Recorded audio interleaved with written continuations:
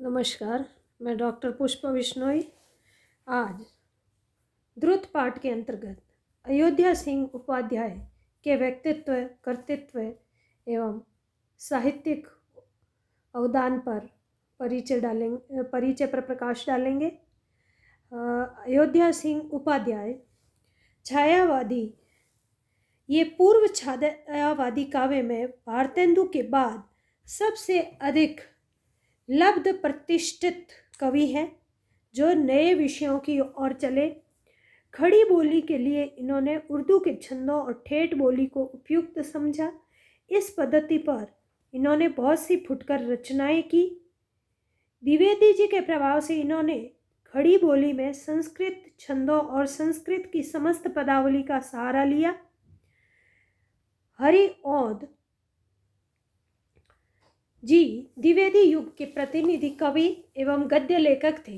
ये पहले ब्रज भाषा में कविता किया करते थे और बाद में द्विवेदी जी की प्रेरणा से खड़ी बोली में काव्य रचना प्रारंभ की। तत्पश्चात उनकी प्रेरणा स्वरूप इन्होंने खड़ी बोली में काव्य रचना शुरू किया। हिंदी काव्य को अपनी प्रतिभा का अमूल्य योगदान दिया। इन्होंने प्राचीन कथानकों में भी नवीन उद्भावनाएं की है। भाषा की विविधता के साथ साथ हिंदी छंदों में भी युगांतर उपस्थित कर खड़ी बोली में संस्कृत निष्ठ और व्यवहारिक दोनों रूपों का प्रयोग, भाव पक्ष कला पक्ष का सुंदर समन्वय, काव्य में वात्सल्य एवं विप्लंब श्रृंगार का जगमगाता रूप दर्शाया है। अयोध्या सिंह उपाध्याय हरिऔध जी का जन्म शुक्ल तृतीया सन 1922 को तमसा नदी के किनारे स्थित निजामाबाद, वर्तमान तहसील, जिला आजमगढ़, उत्तर प्रदेश में हुआ था। इनके पिता का नाम पंडित भोला सिंह उपाध्याय तथा माता का नाम श्रीमती रुक्मणी देवी था।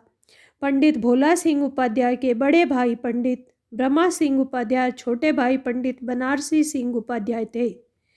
पंडित ब्रह्मा सिंह उपाध्याय ज्योतिष के अच्छे जानकार थे। श्री हरिऔध जी की प्रारंभिक शिक्षा इन्हीं की देखरेख में हुई।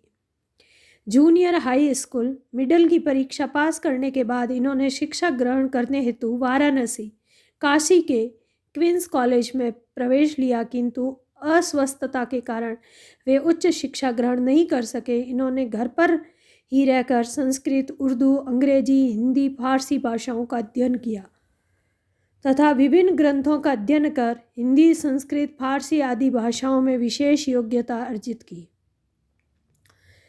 इन्होंने अपने काव्य में राष्ट्रीय चेतना, सामाजिक आदर्श, परंपरा एवं आधुनिकता आदि विषयों को रेखांकित किया तथा इनके काव्य में सांस्कृतिक एवं सामाजिक अध्ययन भी किया है। हरिऔध के महाकाव्यों में वियोगियों और वियोगिनियों की विरह, प्रेम और लोक रंजन की वेदी पर न्यौछावर होता है। इनका प्रसिद्ध महाकाव्य प्रिय प्रवास, इसमें प्रिय प्रवास में राधा और कृष्ण के योगांत की गाथा है। प्राचीन कवियों की विरह गाथा से कुछ कथा भिन्न है, इसलिए कवि को यथा विस्तार का पर्याप्त अवसर मिला। ब्रज में कृष्ण का इतना उल्लास में जीवन था कि उसने सारी ब्रजधरा को प्रेम के रंग में रंग दिया। उनकी छवि, उनकी रूप माधुरी से मत होकर गोप गोपियों से विहिल हो उठती थी। हरिऔध ने अपने साहित्य में भारतीय संस्कृति की प्राचीन परंपरा को प्रवाहित करने का प्रयास किया। वे सत्यपद, धर्मचर्य, स्वाध्यायन या प्रमाद, मातृ देवो भव, पितृ देवो भव को इस संस्कृति की आधारशिला मानते थे। वे जीवन के सत्पक्ष, रचनात्मक और लोक रंजनात्मक पक्ष पर विश्वास करते थे। वे जीवन के अंधकार पक्ष की ओर ध्यान देना आवश्यक नहीं समझते थे। हरिऔध के उपन्यासों में वर्णित कल्पित पात्रों के अतिरिक्त अधिकतर पौराणिक और ऐतिहासिक पात्रों का ही वर्णन हुआ है। ठेठ हिंदी का ठाठ और अधखिला फूल नामक उपन्यासों में जितने भी पुरुष तथा नारी पात्रों के चरित्र चित्रण हैं, उनमें सत्य की विजय, धर्म की स्थापना, असत्य की पराजय, अधर्म का लोप आदि का वर्णन मिलता है। इनके प्रारंभिक उपन्यास में चरित्र चित्रों को अंकित किया है, उनमें पौराणिक चरित्रों के गुणों की स्थापना की है। उपन्यास के खलनायकों का चरित्र चित्रण सफल पूर्वक न हो सके क्योंकि उनका लक्ष्य ही भिन्न था। हरिओंद जी के साहित्य में पात्रों का वर्णन हुआ है, उसमें भारतीय विचार परंपरा की प्रधानता है। हरिओंद जी समान रूप से छोटे बड़े सबकी सेवा करने के लिए तत्पर रहते थे। इस भारत भूतल को ही स्वर्ण के समान सुख और ऐश्वर्य से परिपूर्ण देखना चाहते थे। हरिओंद जी के पात्र भारत की संस्कृति का विकास कल्पना द्वारा नहीं, धर्म द्वारा करने और अपने जीवन के व्यक्तिगत सुख को किसी प्रकार का महत्व नहीं देते थे। कल्पित तथा पौराणिक पात्र अपना जीवन लोक मर्यादा की रक्षा, समाज के उत्थान के लिए अर्पण कर देते थे। समाज और देश के स्वर्णिम निर्माण में ही उनका जीवन व्यतीत होता था। उनके पात्रों में अहिंसा, सत्य और अपरिग्रह का साक्षात मूर्त स्वरूप देखा जा सकता है। वे भावुकता के आवेश में अपनी वृत्तियों पर संयम नहीं खोते। ठेठ हिंदी का ठाठ और अधखिला फूल में भी इसी प्रकार के पात्रों का चित्रण है तथा प्रिय प्रवास और वेदई वनवास के राम, कृष्ण, राधा और सीता में भी इन भावनाओं का सर्वोत्कृष्ट विकास हुआ है। हरिओंद जी की भारतीय संस्कृति की कल्पना के उज्ज्वल प्रतीक है और इन पात्रों को भी कल्पना तुलिका के नव रूप तथा नव रंग के माध्यम से चित्रित किया। परंपरा द्वारा चित्रित इनके चरित्रों में अनेक महत्वपूर्ण परिवर्तन किए, किंतु उन परिवर्तनों से उनके चरित्र, उनके जीवन दर्शन को और अधिक सुबोध और व्यवहारिक बना दिया।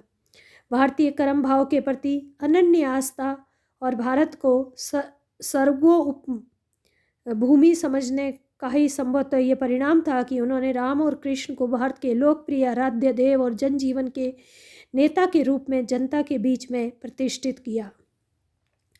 हरिओंद जी एक प्रौढ़ गद्यकार थे। उन्होंने गद्य साहित्य की विभिन्न भाषाओं में रचना का मार्गदर्शन किया। उनके गद्य की शैली में अनेक विशेषताएं हैं। उनका गद्य भी कवित्वमय होता है। उनकी रचनाओं में पद्य की स्पष्ट झलक मिलती है। हरिओंद जी ने गद्य क्षेत्र में अनेक शैलियों का प्रवर्तन किया।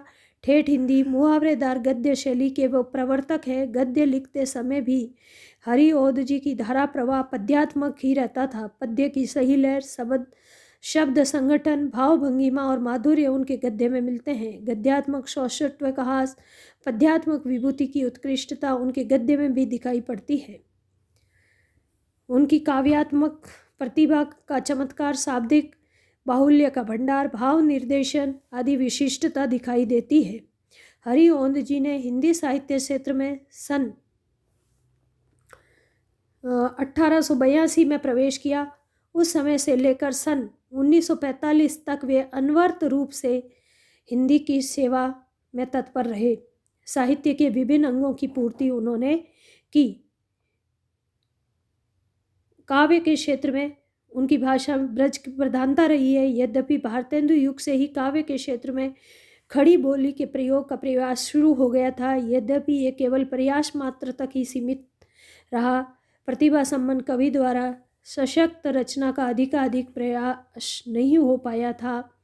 हरिओंद जी अपनी युग प्रवृत्ति के अनुसार ब्रज भाषा का सहारा लेकर काव्य रचना करते हैं। ब्रज भाषा के काव्य रचना करते दिखाई पड़ते हैं। ब्रज भाषा के काव्य की सुदीर्घ परंपरा में यद्यपि उनका अत्यधिक महत्व स्वीकार नहीं किया जा सकता, तथापि भाषा और भाव व्यंजना की दृष्टि से प्रौढ़ कवियों में उनकी गणना हो सकती है। ब्रज भाषा संबंधी कविताएं और ठेठ हिंदी की 2 पुस्तकों के लिखने के पश्चात हरिओंद जी ने प्रबंध काव्य की रचना की और अपना ध्यान आकृष्ट किया। हरिओंद जी ने जिस काल में प्रिय प्रवास की रचना प्रारंभ की, उस काल में खड़ी बोली का रूप निश्चित नहीं हुआ था।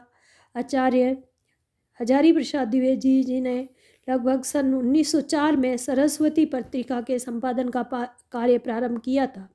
उस समय तक गद्य के लिए तो खड़ी बोली का उपयोग होता था, परंतु पद्य की अधिकांश रचनाएं ब्रज में ही होती थी। हिंदी की गद्य तथा पद्य रचना का भाषा में इसी प्रकार बड़ा अंतर था। आचार्य द्विवेदी जी ने सरस्वती पत्रिका के संपादन का कार्य संभालते ही घोषणा की कि वे पत्रिका को केवल खड़ी बोली की कविता ही प्रकाशित करेंगे। परिणामतः अधिकांश आकांक्षाशील लेखकों ने खड़ी बोली में कविता का निर्माण प्रारंभ किया। हरिओद जी के काव्य में शिल्प और उनमें चित्रित जन जीवन में खड़ी बोली का प्रयोग मिलता है। धन्यवाद।